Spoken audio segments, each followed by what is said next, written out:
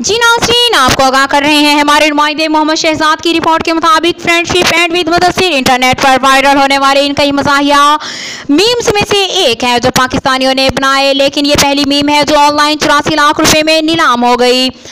2015 में गुजरांवाला के एक सरकारी मुलाजिम मोहम्मद आसिफ रजा ने फेसबुक पर एक तस्वीर शेयर करके अपने दोस्त के साथ छोटा सा मजाक किया, जिसमें उन्होंने अपने दुख का इजहार करते हुए लिखा था कि उनका दोस्त मुदस्सिर अब खुद गर्ज हो गया है और वो इससे अपनी दोस्ती तोड़ रहे हैं और किसी और को अपना बेस्ट फ्रेंड बना रहे हैं। मीम को सोशल मीडिया पर फ्रेंडशिप एंड विद मुदस्सिर का नाम दिया गया। इस मीम के मशहूर होने के बाद जहां मुदस्सिर से उनकी दोस्ती बहाल हुई, वहीं इंटरनेट पर उन्हें आलमी शोहरत हासिल हुई। ये मामूली सा मजाक इतना वायरल हुआ कि इस पर 47,000 लोगों ने रिएक्ट किया, 56,000 लोगों ने इसे शेयर किया